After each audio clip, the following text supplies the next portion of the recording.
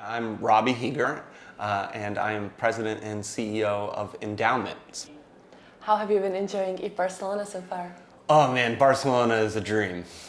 I love it here. But it's so cool to see a conference put together specifically around impact, right? Like, so often you go to crypto conferences and it's seemingly just endless pitching and shilling of profit-making motives, and to be in a space where everybody's so committed to like trying to make the world a better place with this technology is really validating, because we spend most of our day, at home, working virtually, trying to advance this mission of using crypto technology to improve the world. And you kind of sit there, you wonder, is there anybody else out there? Like, is anybody else trying? And there are other projects, of course, but it's different when you get to see each other face to face, when you get to shake each other's hands, talk about cool ideas, come up with new ones. Do you have like a favorite highlight from the conference? We had this amazing celebration for the Universal Impact Pool, which is a new matching pool that we just launched the week before this event,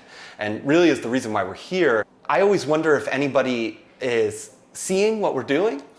And so to have so many people come out and be like, yeah, I saw it, I think it's amazing, I donated to it. One of my favorite organizations got a little extra money because of my donation. Like, I think that's been just really heartwarming and cool to see. And it's always nice to especially go somewhere that's so far out of your normal audience. We're used to being really US centric, and to be here in Barcelona and to meet people who know about Endaoment or have used it before, it just validates a lot of the work and the stress and the effort that goes into making a protocol and community prosper. Can you tell us a little more about the story of Endaoment and maybe even the Universal Impact Pool? Endaoment is a community foundation. It's a nonprofit organization, a 501c3 tax-exempt nonprofit organization in the United States. And it's really a grant-making foundation that uses decentralized software and services to facilitate a more transparent form of giving than the traditional community foundations of old. We were incubated in part by a venture fund in the crypto space, and in part by a community foundation in the traditional finance space. And we are a reflection of that incubation, right? So we are part crypto, protocol, degen attitude, DeFi cowboy kind of vibe, with the infrastructure and services of a community foundation. So we offer what are called donor advised funds. They are loosely described as like a charitable checking account. And those donor advised funds take any digital asset with a liquid market. And so we are taking in people's crypto, giving them a tax receipt for that donation, and then putting it into an account where they can make what are called grant recommendations, where they choose from any nonprofit that we've onboarded. We've onboarded over 11,000 nonprofits and their projects onto the platform. And they can choose between any of those to give to from their donor advised fund. And this is something that's very popular around the world. The UK has a version of this, Israel has a version of this, Australia, New Zealand, Japan has a version of this. But the US is the major market for donor advised funds, and represents about $250 billion almost in philanthropic capital that's been donated to these funds, that's now sitting there and being waited to be distributed to nonprofits. And our origin story was really myself having a donor advised fund that I was giving stock to, and wanting to give some tokens to it as well, and approaching our donor advised fund provider and being like, can I give you some of these ERC20s? And they were like, we don't know what that is, and could you help us figure out how that will work? And that's when the sort of seed was planted for, well, the crypto community should have its own community foundation that understands how this technology works, that's built on top of smart contracts, that progressively decentralizes itself over time to push the regulatory infrastructure into this new 21st century. And also pushes the kinds and ways that you can give into the 21st century. And really, to answer the second part of your question, that's what the impact pool is. That's what the universal impact pool is a new way of doing matching gifts for donations. We used quadratic funding algorithms from the Gitcoin grant stack and Allo protocol to build a matching fund so that anytime somebody gives on endowment, a little bit of matching funds will come from the universal impact pool and match that donation that was made by a user on endowment. And this is just a reflection of Endaoment's core mission to manage and encourage charitable giving of digital assets. And we tried to achieve that mission in a way that showcases what's possible with this new technology stack and builds a community foundation that's more transparent, lower cost, and internet native so that we can have a philanthropic financial institution that reflects our values and is built kind of in our image. Great. Where can someone go and learn more about Universal Impact Pool? Endaoment.org/universal is the fastest way to check out the Universal Impact Pool. You can also check out our blog on Mirror, endaoment.mirror.xyz, and we have some really great posts about how the Universal Impact Pool works. And you can also watch our talk from here at Eth Barcelona. Our lead designer, Noah Gallant, and Zach Fleischman from Gitcoin did a really amazing talk about how the Universal Impact Pool came to be, how it got stood up, what its properties are, how it functions, what's the relationship between Gitcoin and endowment. And I think we really want to spend the rest of the year going out to DAOs and protocols and companies or even individuals and encourage them to make a gift to the Universal Impact Pool, because what it winds up doing is magnifying the philanthropic efforts of small donors on endowment.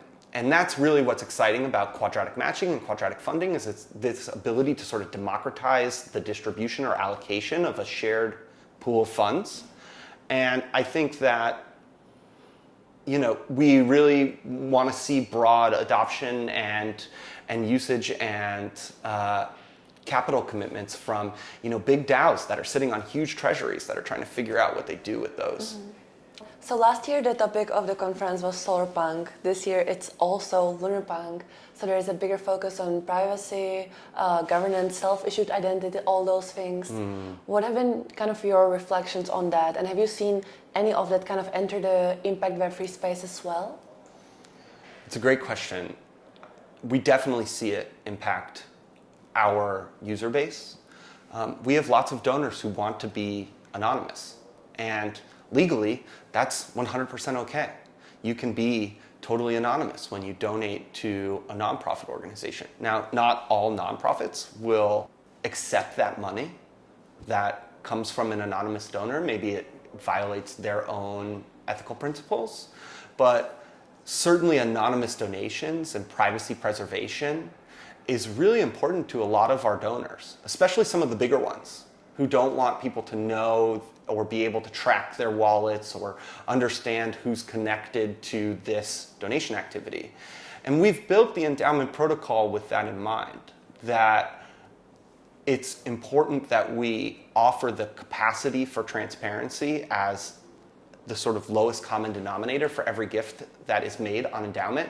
And despite the fact that every gift and every grant on endowment has an associated Etherscan transaction and that you can follow the money all the way through endowment, we don't put up any of that public identifying information on chain unless the donor decides to themselves. And I think that's something that a traditional community foundation maybe wouldn't prioritize as highly if the crypto donor wasn't their core audience. Because the crypto donor is our core audience, though, we don't have the luxury of just kind of ignoring the anonymity question. And we don't have the luxury of also ignoring the, desire to follow the money. And so how do you balance that between, public transparency and putting every transaction that we make as a community foundation on chain with protecting our donors' privacy who wish not to be doxxed or uncovered through their philanthropic activity. And I think that's a difficult balance to strike, but we have really amazing tools, whether that's zero knowledge proofs or UUIDs to anonymize, or even just like deterministic contract addresses and services like Umbra or others that allow you to preserve privacy as you're transacting. Like, we are constantly looking to experiment with donors on how we can do a better job of that, but at its core, the protocol won't give you up unless you give yourself up. What inspires you the most, or maybe excites you the most about the future of Web3? I grew up with the internet. There hasn't been a part of my life where the internet wasn't a key part of it. And as I've gotten older, I've gotten more exposure to financial literacy and financial services, and even been fortunate now with the markets and everything to be thinking about this concept of like wealth management. And when you go in and you meet the professionals who work in these spaces, they didn't grow up with the internet. They don't have the same fundamental assumptions about the globally interconnected nature of the world. They don't necessarily share the same values that people of my generation feel are really important when they're thinking about how they manage their money and the impact of their money.